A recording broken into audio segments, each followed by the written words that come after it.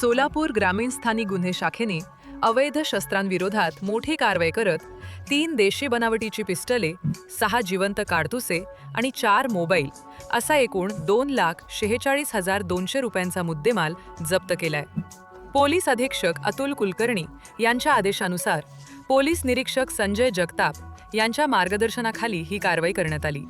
गोपनीय माहितीच्या आधारे हातीद गावाजवळ सांगोला मिरज महामार्गावरील पुलाखाली सापळा रचून अवधूत सुभाष केंगार, हर्षवर्धन उर्फ बालाजी ऐवळे आणि आबा धोंडीराम नरळे या तिघांना ताब्यात घेण्यात आले.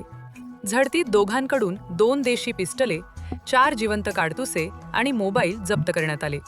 चौकशीत ही शस्त्रे मध्य प्रदेशातील मेहबूब नावाच्या व्यक्तीकडून घेतल्याची माहिती समोर आली.